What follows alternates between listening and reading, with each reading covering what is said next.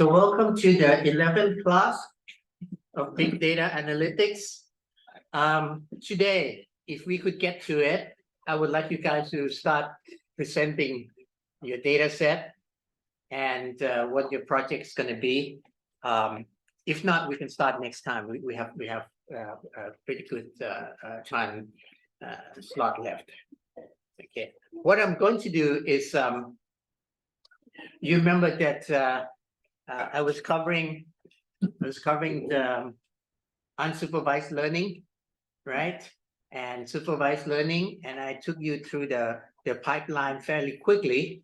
What I like to do is in the beginning of this half of the class, I like to go back to the unsupervised learning a little bit, because I want to introduce you to the concept of a complete pipeline. Meaning, you start with the data, you do the cluster analysis, then what you want to do is sort of like perform a centroid, see where the centroids are, and use the radial axis plot. So I would use the COVID data example. This was the data that I sent to you a while back, intending to cover that, but we didn't have time. So I would cover that fairly quickly, hopefully. Then we'll go to the graph analytics. Now, if you recall, I did say that in terms of graph analytics, there are some analytics that are a little bit like machine learning, right? There are even neural network model or AI model on graph data.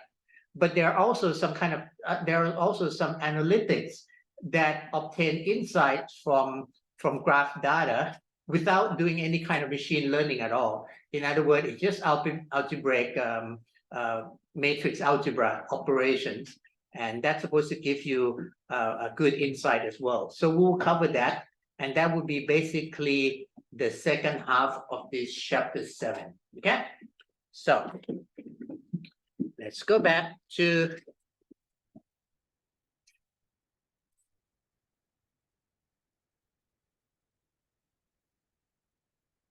again, the way my book is organized, right? Chapter 6 here is supervised learning. Chapter 5 is unsupervised learning.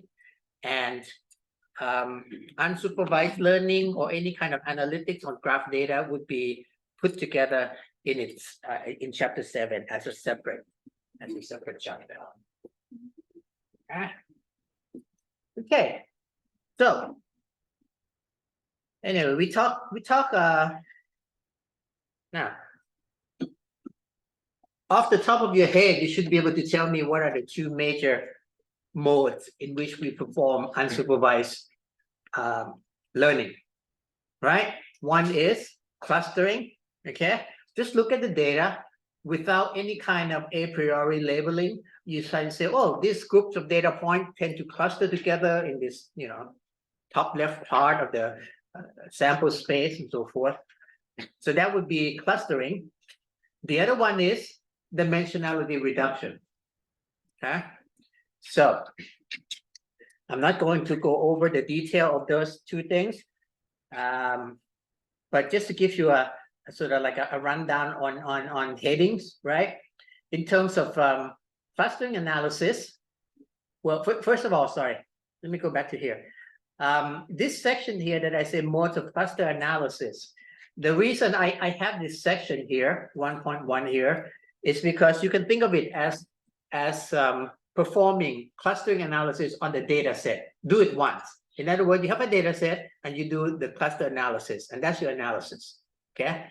Now, if you want to sort of like think about clustering analysis, not as performing the clustering analysis, but as a sort of like giving it the label, right? So instead of just clustering data into cluster 1, cluster 2, cluster 2, cluster 3, cluster 4, what if you say, in the future, there could be a new point, and I would like to know where that point belongs to. Which cluster would it belong to? In which case, I don't want to just perform the partition of data into a different cluster, but I actually want to say, well, let's create a labeling function that say, if data comes like this, it goes to cluster number 1. Data comes like this, go to cluster number 2. Data comes like this, go to cluster number 3. So you can imagine that you have, 500,000 clients. Okay, so you perform cluster analysis and you identify 7 major clients group. And then some new client comes along, right? So instead of adding the new client, just one more sample to the 500,000 and rerun the entire clustering analysis, you just take the previous clustering analysis as a fix, right? And then you ask yourself, where or which cluster would the new guy belong to? Okay, so that is the second kind of a mode of analysis where you sort of like, you learn the partitioning, okay? So in Mathematica, the first one you would use find cluster, okay? So you get a data set and it's just gonna partition into cluster for you. That's it, that's the end of the story. The second one is you learn the partitioning so that when you have a new data set, you don't have to rerun the whole thing, okay? So again, the example was you have 500,000, you ran the clustering analysis, and then you have a new data point. You could conceivably just keep adding data point and rerun the clustering analysis, or you can just say, well, I'm just going to learn clustering analysis from the old 500,000 data point, and then I'll apply this learning to the new data point. Okay. Now, anybody want to be critical about the second approach? You can. Why?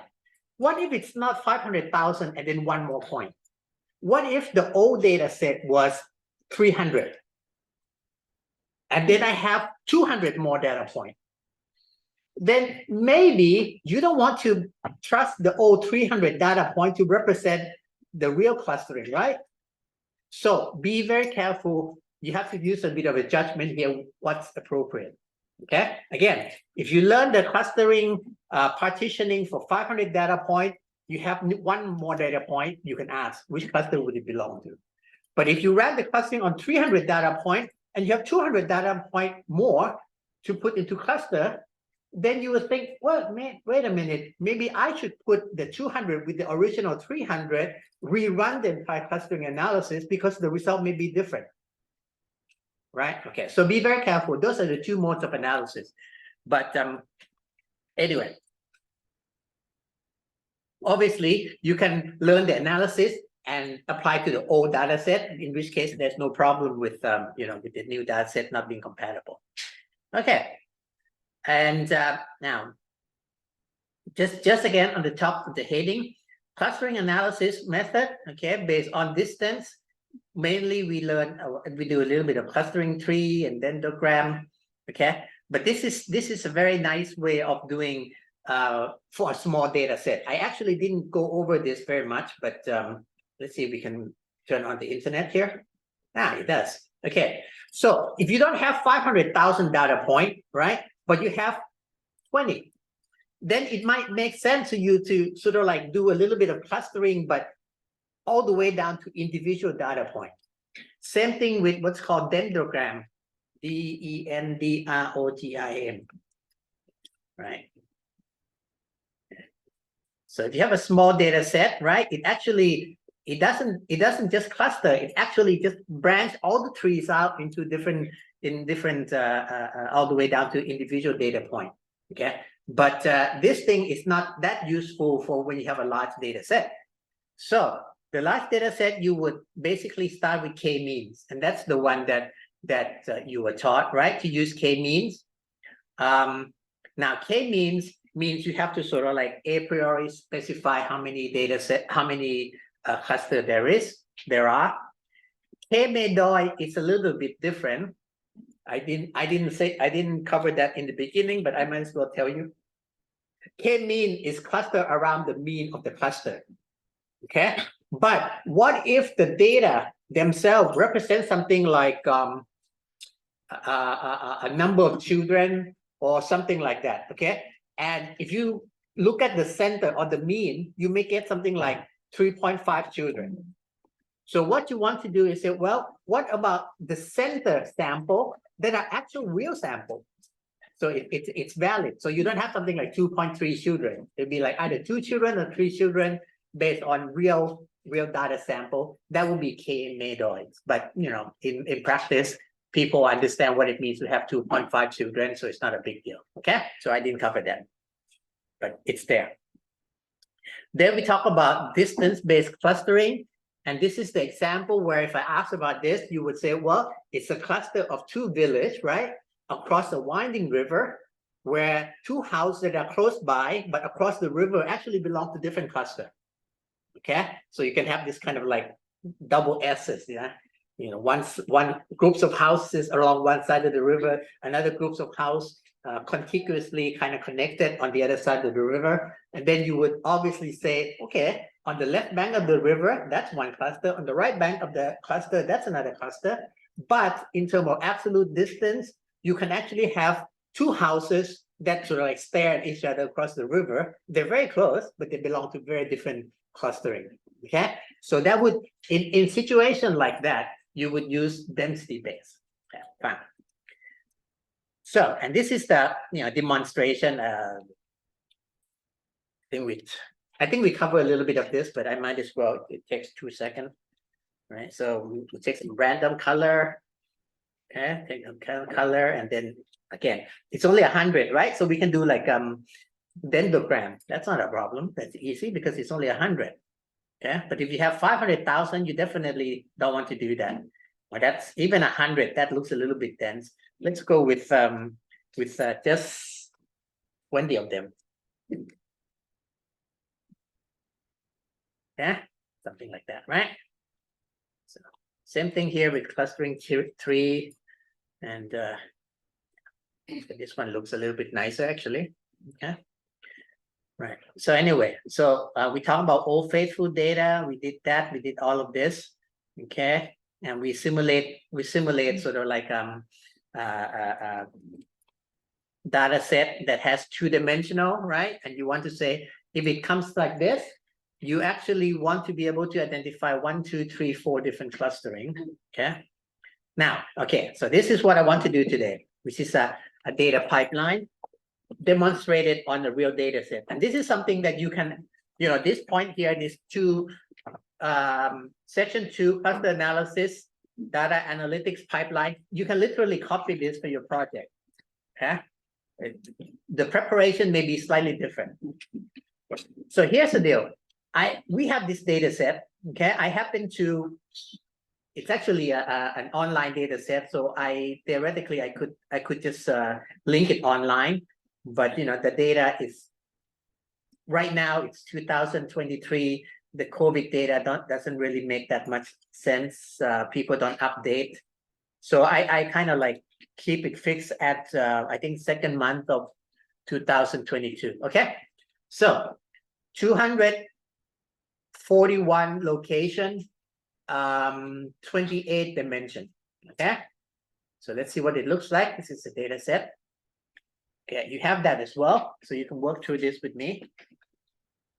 If you save the file that I send you in the morning, you can actually run through that as well. Okay. So anyway, all this does is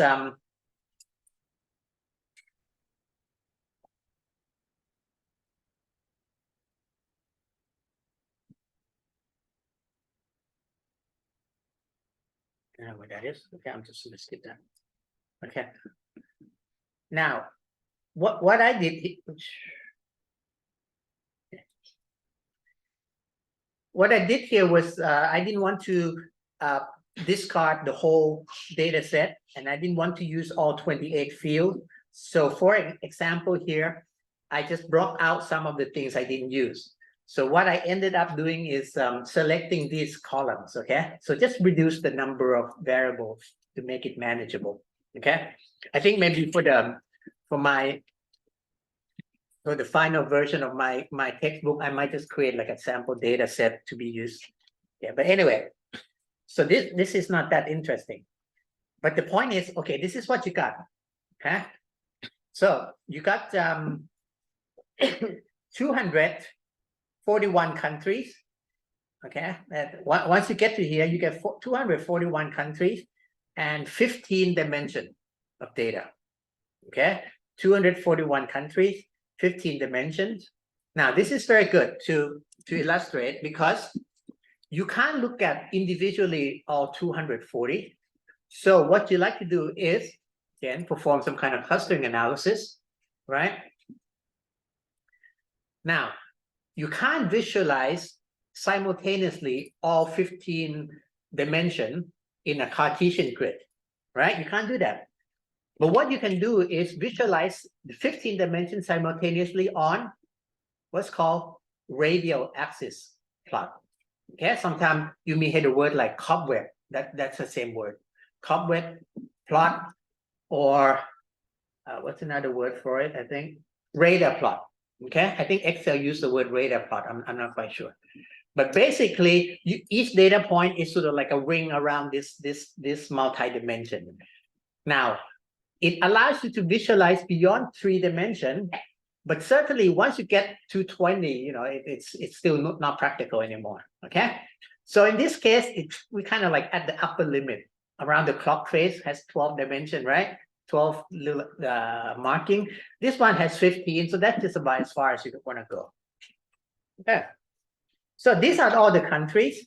It has total case per million, total death per million, reproduction rate. This is the reproduction of the virus, not of the infection, not reproduction of population.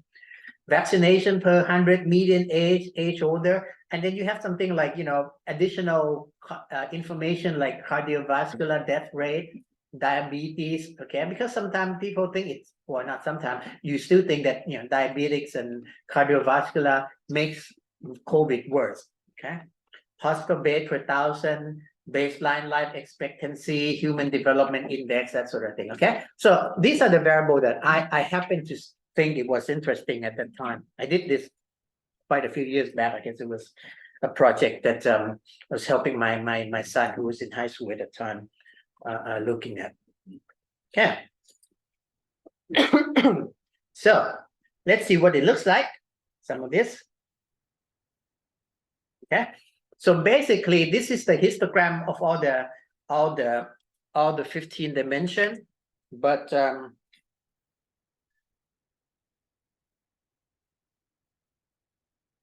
okay.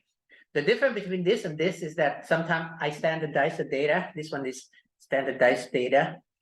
Again, so you visually inspect the data first. Okay. Okay. So imagine this is exactly what you would do in your project. You take data, you have what, how many subjects you got? 241.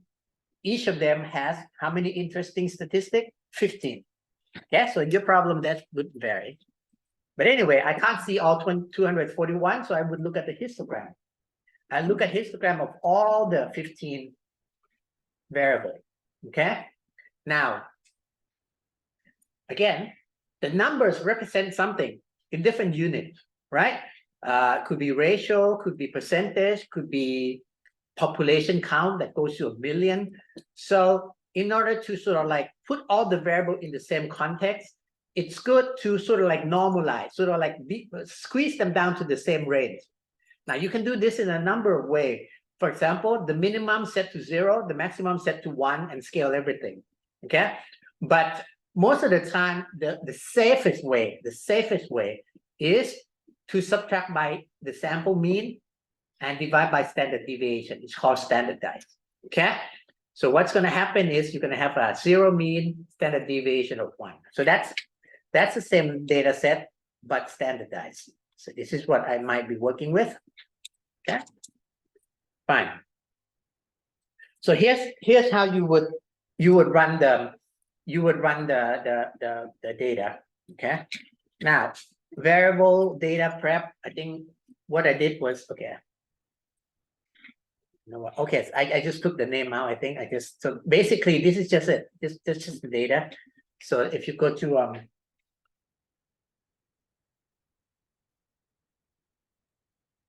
okay,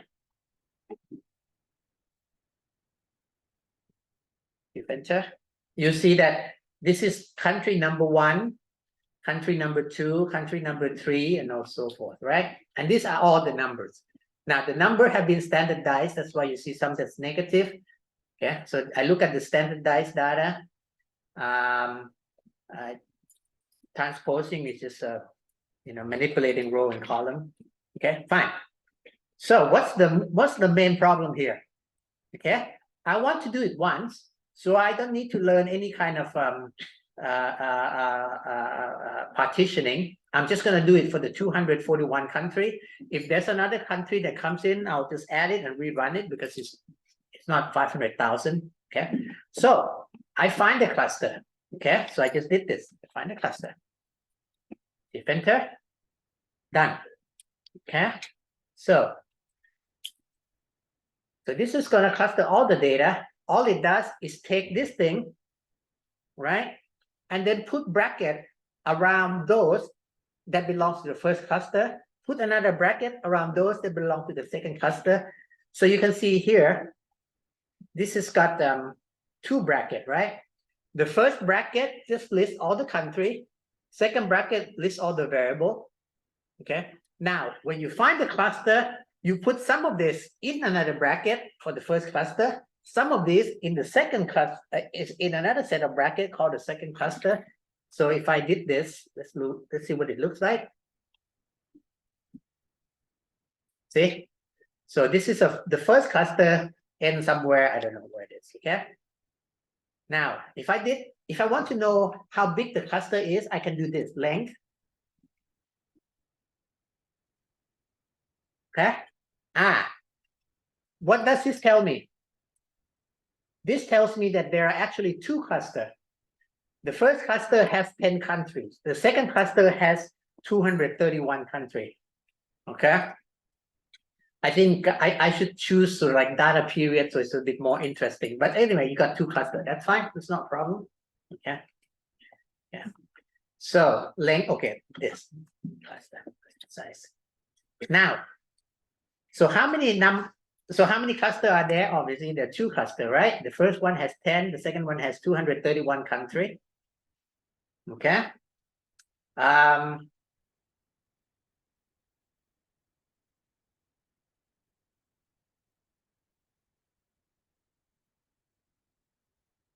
Okay. All of the above can be one line. Okay. So that means that I'm going to do the same thing as before, except to make the code concise. Sometimes you want to do that to export or whatever. So I did the same thing. It's just a repeat, right?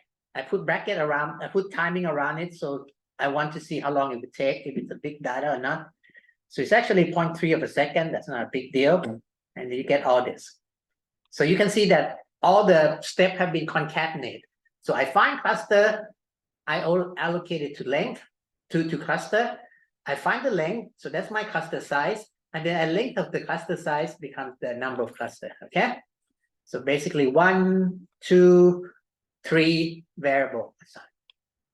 Now, I'm going to visualize 15 dimension. Can I also visualize 15 dimension 241 countries? No, it would be hard, right? So what I want to do is visualize the cluster themselves. For the cluster of 10, where would I look at the value? Well, it would make sense to look at the mean value of the member of the cluster, right? So that's it. That's what's called the mean, right? So I apply the mean. Now, technically, the mean of the data point in the cluster is given a special name called centroid. That's all. Okay? Centroid, because it's kind of like the center-ish of the cluster. Okay? Now, so basically I take mean and I apply. So if I did this, okay, let's take a semicolon out so you can see the value. Okay.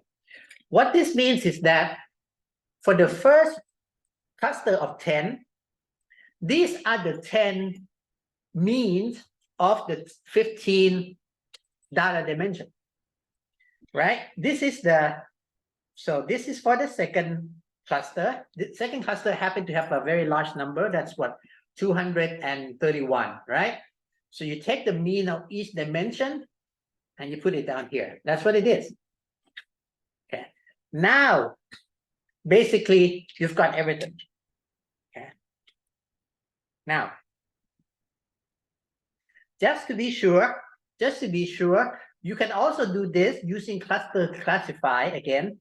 This is one of those things where, you do it if you have a lot of data to cluster and you have a few more just to try to check later, but okay. Again, it's a very valid question, right? So if I say, I have a data set of 500,000 data points, and in the future, I might want to find the rightful cluster of a few more points. Should I do it once using find cluster?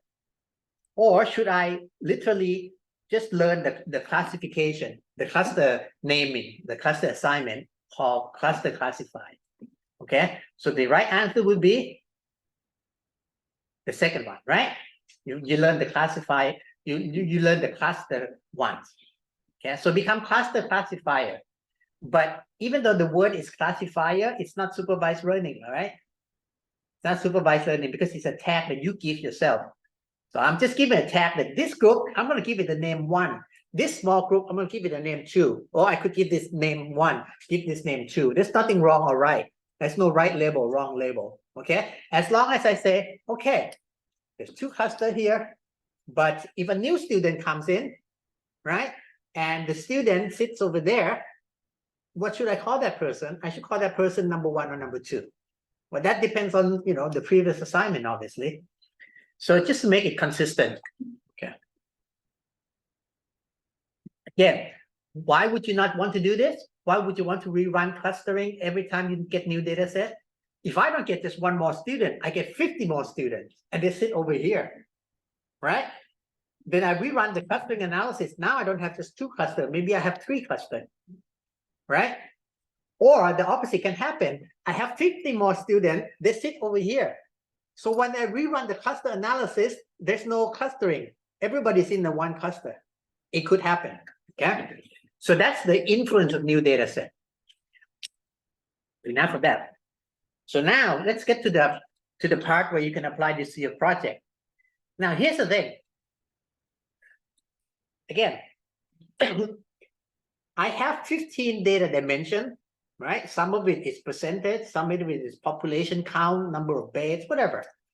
I kind of made them comparable by standardizing.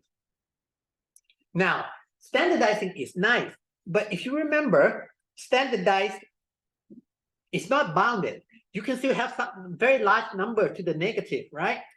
So if I'm going to plot them together, visualize them together, it's necessary that I kind of like put them on the same minimum, maximum. Okay, so standardized is not enough. Standardized is not enough. Okay, I did standardization first. Why? Now, this is a very important point. Yeah, maybe this is a point I should ask on the exam. Why would I do standardization first?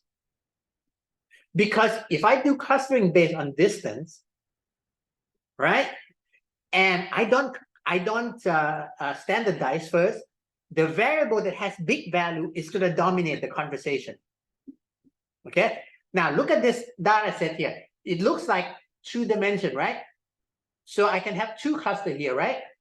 Now imagine that this thing is distant in centimeter, and that one is like kilometers. So that is a lot further spread out. So if I didn't normalize it, chances are it's not going to notice the difference between the left and the right side. It's going to notice much different here. Okay, so that's why I do the standardization first, so that the distance are comparable in all dimensions. But now I want to visualize, I want to do more. I want to put on the same graph from the, you have to plot from here to here. So what I'm going to do is find the minimum and the maximum of each dimension, each data dimension, right? So this is my centroid min max. Okay. Now, notice I would prefix everything with the word centroid now, because what I want to do now is throw away the data. I'm not going to look at the individual data anymore. I'm going to say this data set is represented by 2 centroid. 1 centroid represents 10 data points. 1 centroid represents 231. Okay, but I'm never going to plot individual data point anymore. It's, too detailed. So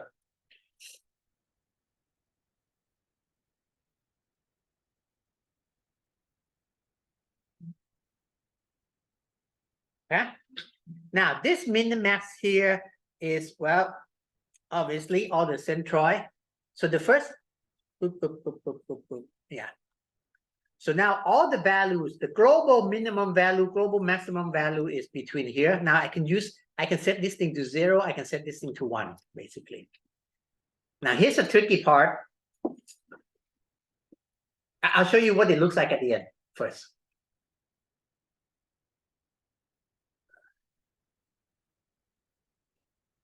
Yeah, let's do that.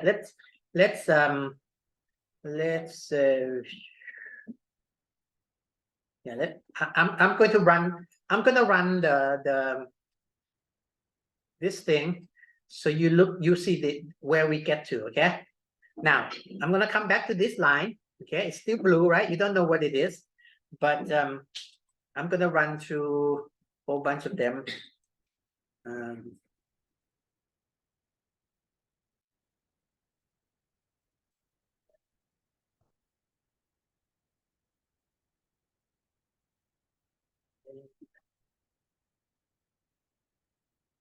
Okay. Yeah, so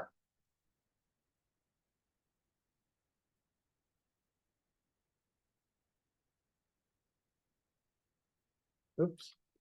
Oh, okay.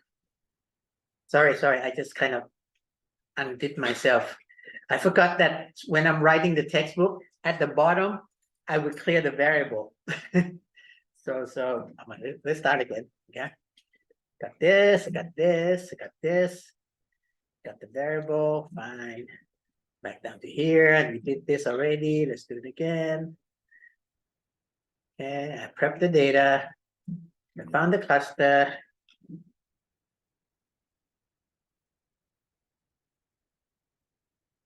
Okay. Yeah, I did all that. Touch the size, down it here. Okay. So I find the centroid. Now, here's the thing. What I want to do, okay? What I want to do is determine the line thickness. And I want the line thickness of some plot I haven't shown you yet, but I want the line thickness to be proportional to the relative size of the cluster. Okay, so that's why I did this. This is the cluster size divided by total cluster size, right? I add n, so it's numerical. So basically, okay. So this is my command. This is command. I'm just going to save this. This is for plotting function. Okay, it's going to say thickness 0.004 and thickness 0.09. Okay, now I calibrated this earlier so it looked nice. So don't ask, you can tell why I add the thickness and 0.1 multiplier. I did this before, so I know what looks nice. In your practice, this number can be different depending on your data. Okay, but basically, it's proportional to the cluster size. Okay, so let's save that. Now I'm going to use radial axis plot. So now,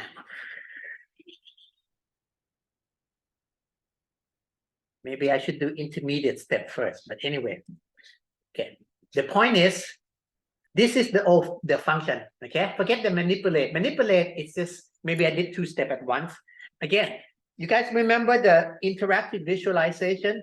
Create a static visualization first, and then wrap manipulate around it, okay? Now, by the time you get to this chapter, I assume that you're pretty good at doing both.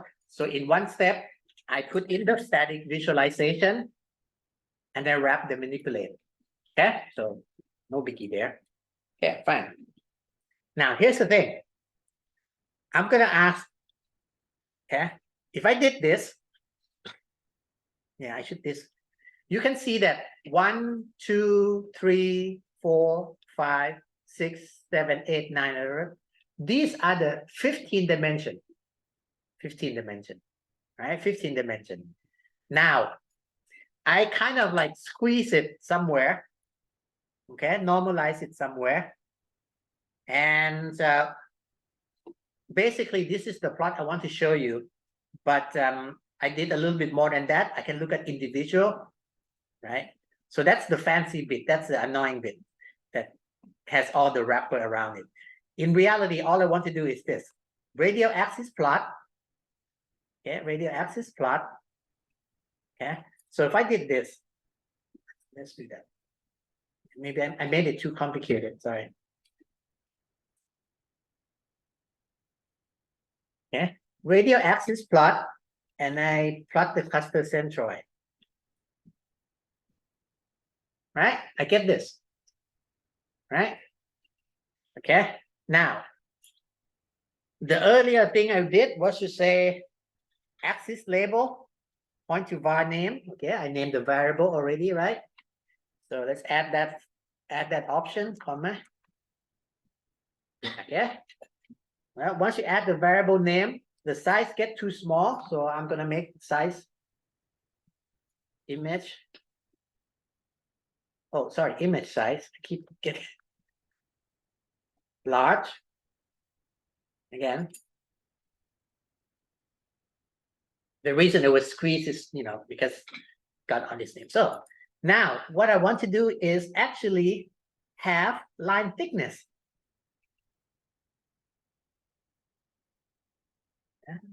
So if I add this thing, plus style, point to line thickness.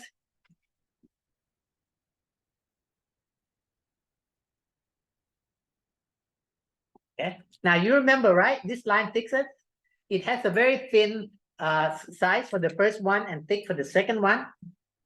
There. See that? So this one is thin because it's only got 10. This one is very thick because it's got 231. It's 23 times bigger, thicker. Yeah.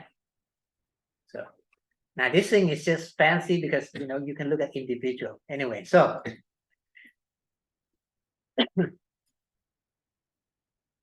so how would you work as in your project? Again, what are the steps we've done so far? Look at the data, always look at the histogram, right?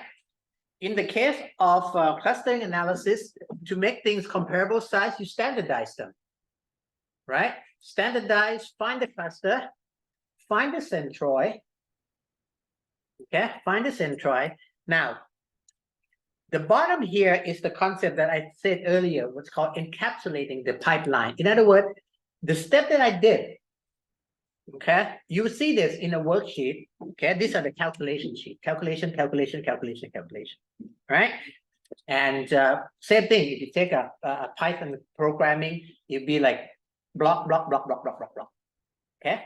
Now, let's say you're happy with the centroid function, you're happy with visualization, you're happy with the interactive setting, right?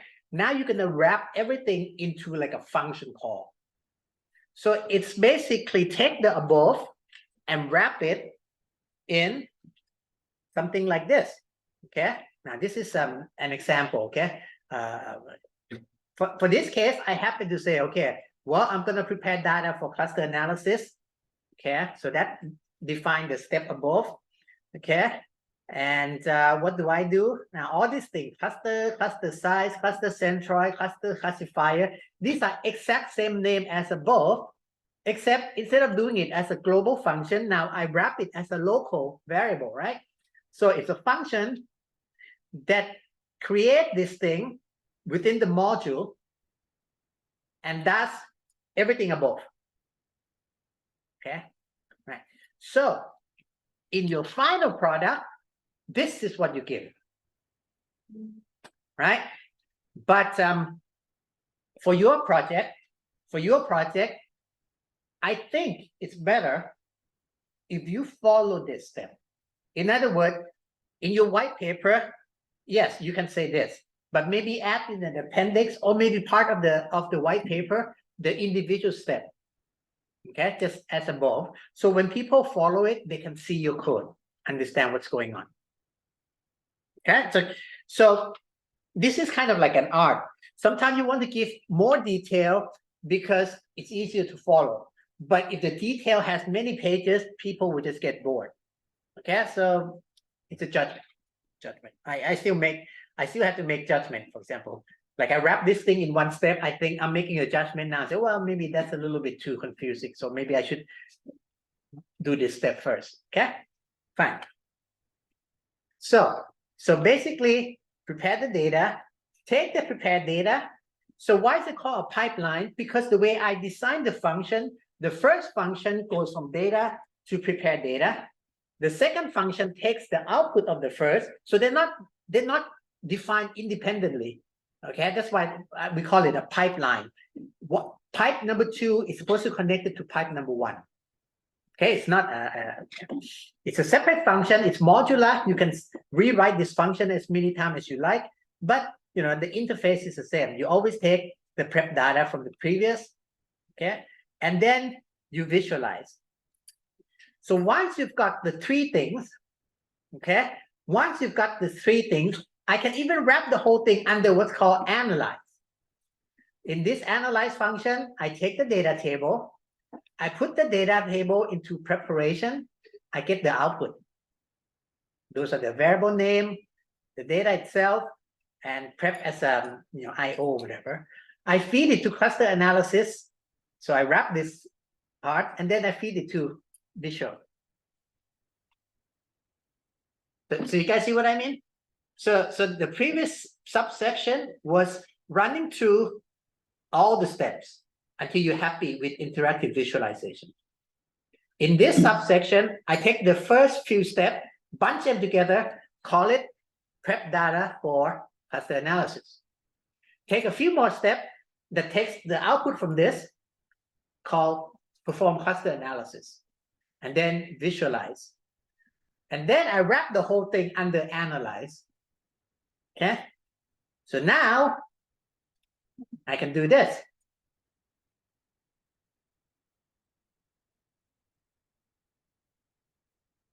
Okay, and it did exactly what happened before.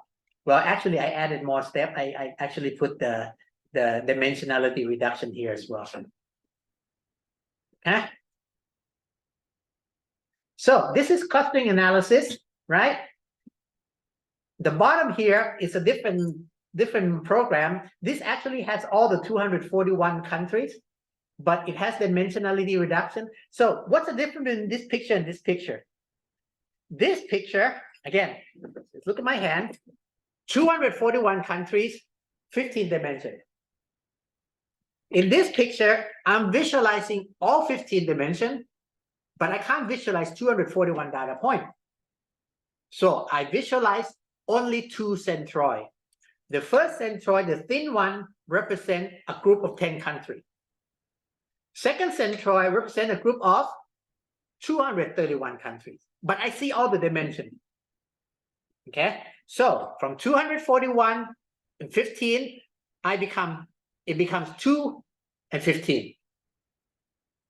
Okay, now the bottom exercise is dimensionality reduction.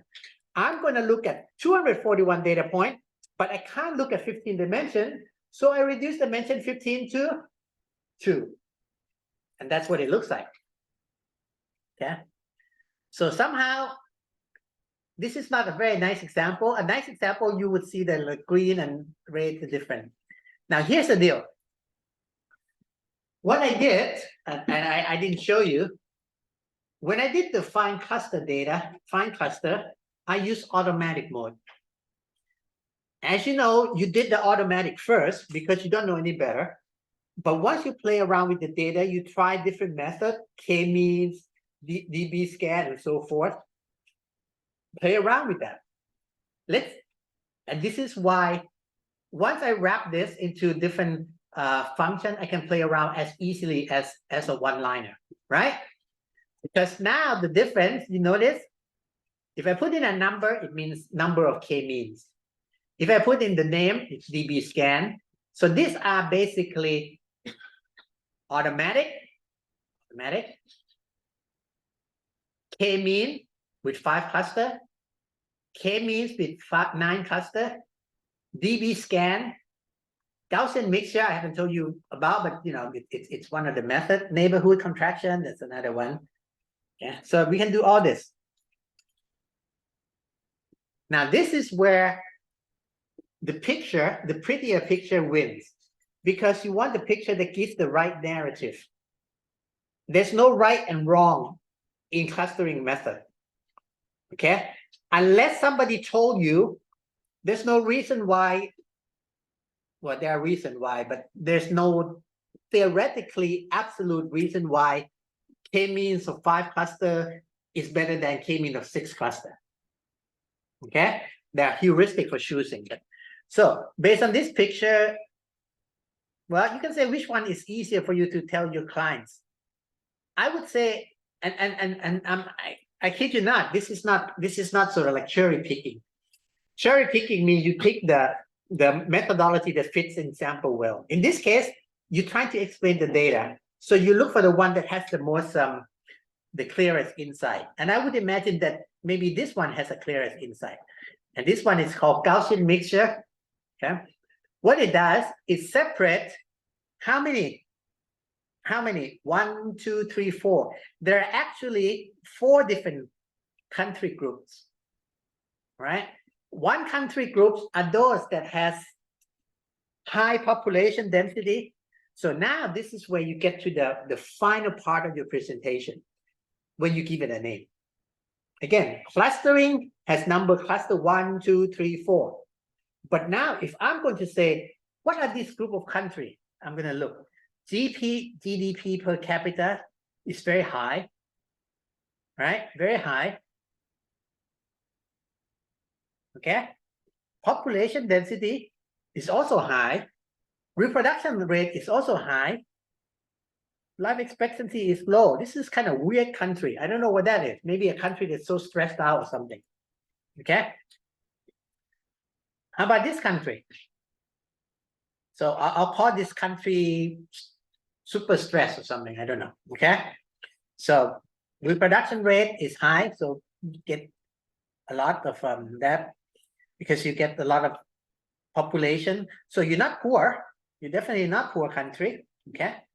So now you look at something like this one. This would be sort of like fat country. So people with everything else kind of average, but high diabetes. Okay. And then you have a majority, which is low in everything. Okay. So this would be one story. Now, go back to the original one. What was the story you could say? You could say that most countries are low in sort of like clustering around here. But then there's unique country where you have a lot of hospital beds and high population density. Okay. And very low case. So maybe this is kind of like, I don't know, Singapore or something, very high, very dense, but not populous country. So you can afford to have a lot of beds, something like that. When I did this, I remember, I'm not quite sure what this data set conclusion was, but one of the times I was running the data on the COVID, it separates very clearly certain groups like Oceania, for example, very small country, not high GDP, but because it was at that time, I think maybe early stage, they didn't have a lot of infection or whatever. Okay, it's just different profiling. So if you did this, now this is dimensionality reduction, but I already showed the thing before, so that's too bad again. So this encapsulation actually was supposed to show just the top part. The bottom part is dimensionality reduction, which is kind of here. So maybe I have to rearrange it. Okay, but you guys get the point, right? You can take this, copy the whole thing, just sort of like put in your data. Okay, and all you have to do, and this is not just with my program, with any kind of open source. You go to GitHub, paper with code, you go to user group, they're going to give you the code and the sample data. So what you have to do is, to use the program, you just make sure that the data is in the same format. So in this case, for example, in this case, it has something like country, and then all the numbers here. And the median and that doesn't matter. Okay. Okay. I think this data set has original and imputed data set. Imputed means filling in all the blanks and all that stuff, right? So this would be sort of like a data set. So when you want to use this, you just have to make sure, okay, these are your entities. So if you want to do something for province instead of country, this would be the name of the province. If you have 25 dimension, if you have 3 dimension, that's the number of columns. That's it, right? And then you can work through.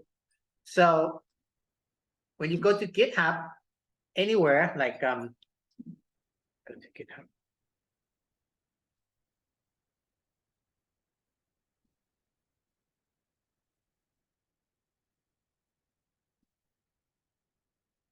I'm a bit too lazy to maintain a GitHub, so all the work that my team does is in your TA GitHub. For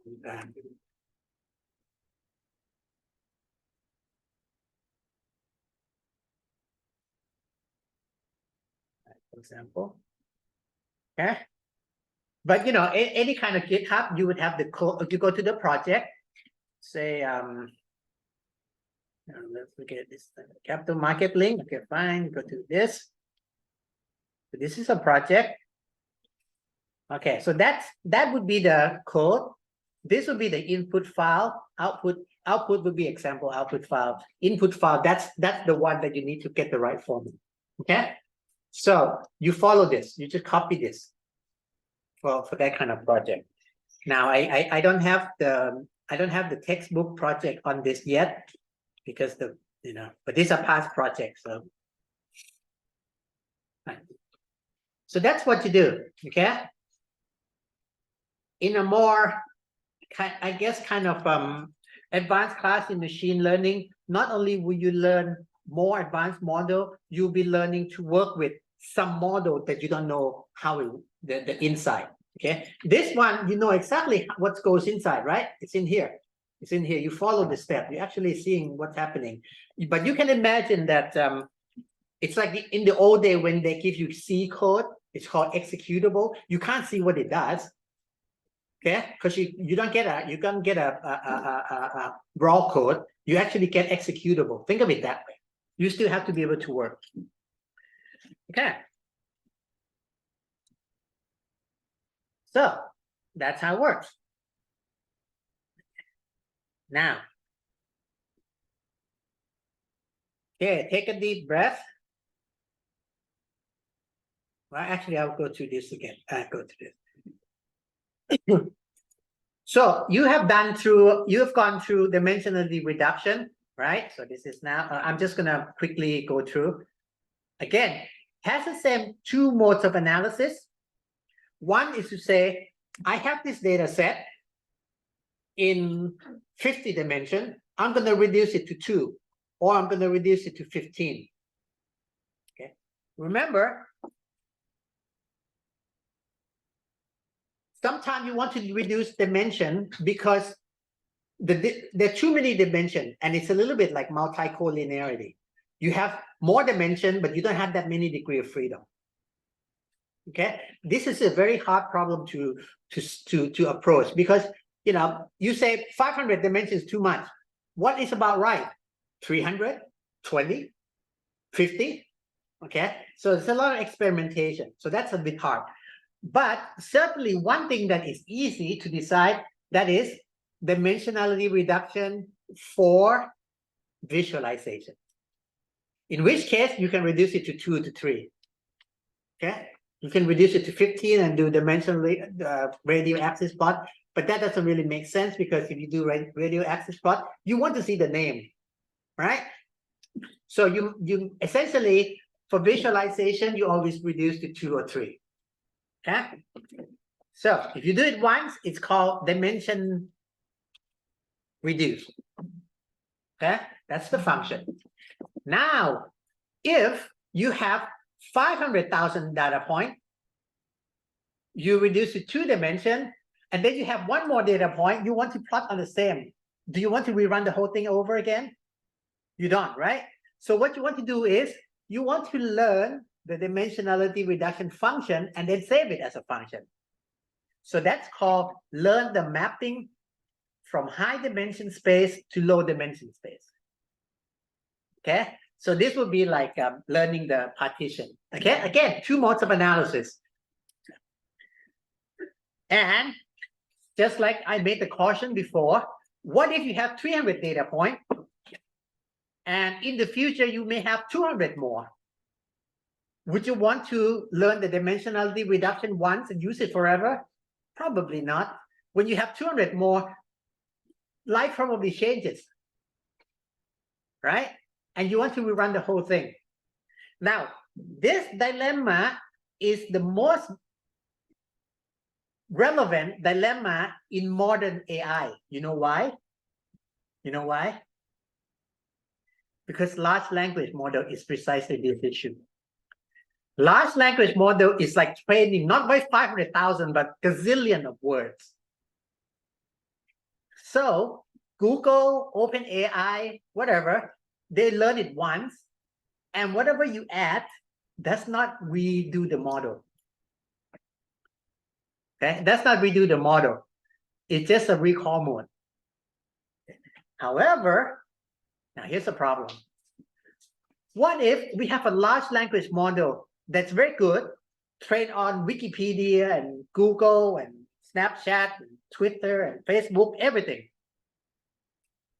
Okay, but I want to apply to medical context. Medical context is not well represented in Twitter. So I kind of want to retrain, but I can't retrain the whole thing. I can retrain a little bit. And that's where the art of application comes in.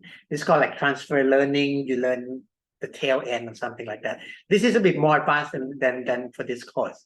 It would be in should be in AI or machine learning class. Okay. So what you would have is what's called a language model as a core language model.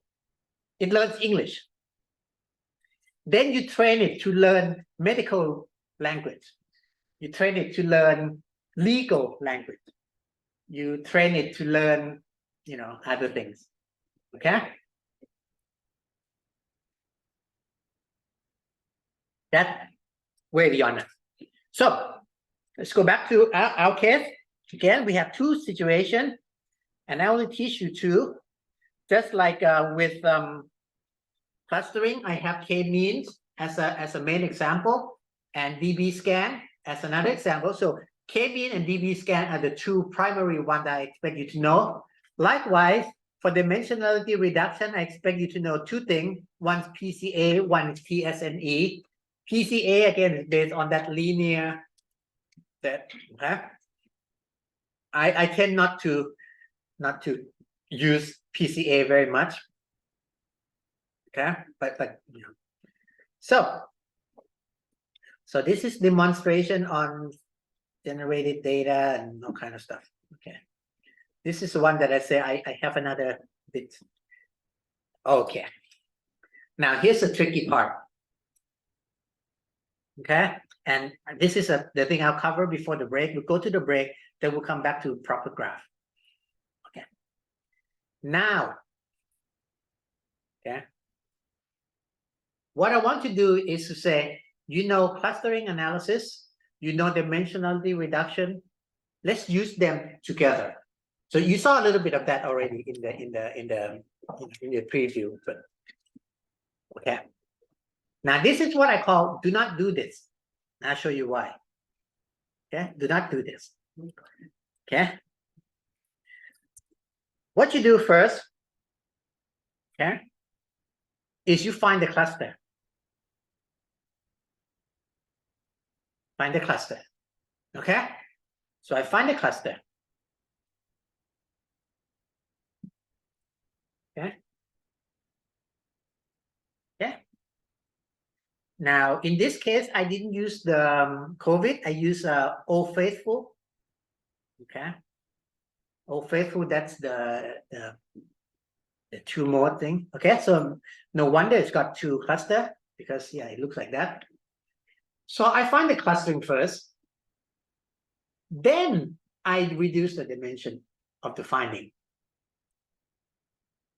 Okay. What happened is when I did that, this is what I end up. So these are the two populations. So remember that the O, if you have 15 dimension, you can reduce to 2, right? Now with O faithful is 2 dimension. So when you reduce it to 1, right? That's it. There's only one dimension lower than 2. Okay. So what you want to do is see 2 groups.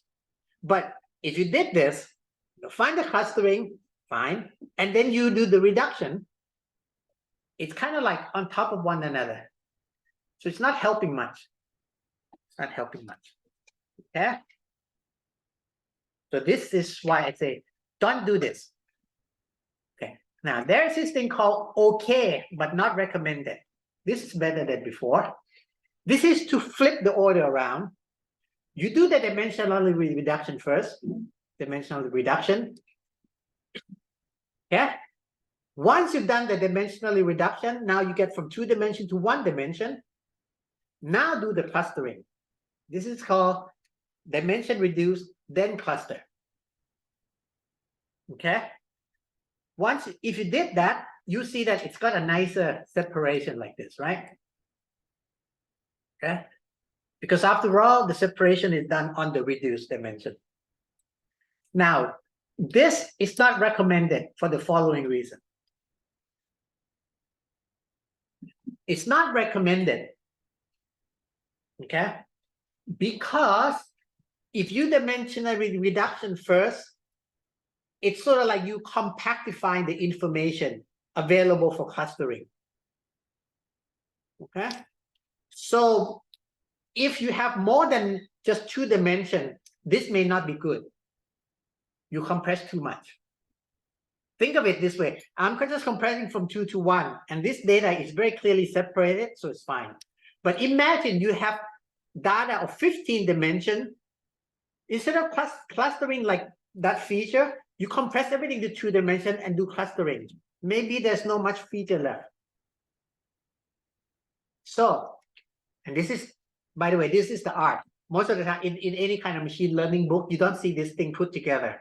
And in real life application, people get lost. So let me ask you a question. If clustering, then dimensionality reduction is no good. Dimensionality reduction, then clustering is not recommended. What should I do? Okay. And this is where I'm pretty sure you will not find in it even pretty good machine learning book. This is what I would recommend. That's what I would recommend. Okay.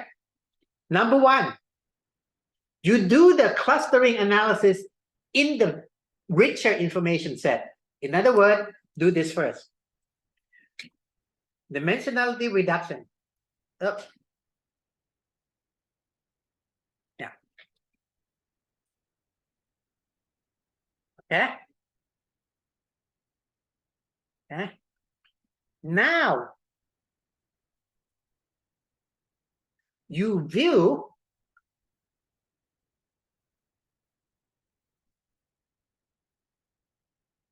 so you don't do clustering. Yeah, I switch my own order. Okay, what you do is this. You learn the dimensionality reduction. You learn the dimensional reduction, but you don't throw away the original data set. Okay? You learn the dimensionality reduction. Keep it. Put aside. Okay? Put aside. Okay? Then you actually go to the clustering that you perform on the original data set. So you go back to here, go back to the first step that I said, done this one here. Okay, remember this thing? You do the clustering, then do dimensional reduction. Okay? This step is kind of like this. Do the clustering, put it aside. Do the dimensionality reduction, put it aside. And then use the dimensionality reducer to visualize the clustering. But the clustering is done on the original. Okay, this is actually where I want to use the board. But you know, we can't use the board today. So look at my hand. Look at my hand. Have a data set. Have a data set. If I did the clustering, good. Then I send it to visual. I then send it to dimensionality reduction. No good. Because now when you do dimensional reduction, it kind of piles things together. Okay. Conversely, do dimensional reduction first. Then do the clustering. Okay, not good. Why not good? Because the clustering is done on the reduced dimension. Information is lost. This is what I recommend. Take the data, do the clustering on the original dimension, go back to the data, learn the dimensionality reducer as a function, go back to the cluster data and apply the dimensionality reduction as a visualizer. Does that make sense? So it's not A and B, it's not B and A, it's A and then B and then A on B. Does that make sense? Okay, maybe I should draw an arrow for later presentation. Okay, this is what I would like you to do. Okay, let me repeat again. It's a bit hard concept. Right? This guy here, this one here, 3.2, 3.4.1. Don't recommend. Find the cluster, take the result, do dimensionality reduction. The clustering will be good, but the visualization will be terrible. You can't see it. Okay? Don't do this. This is also not recommended.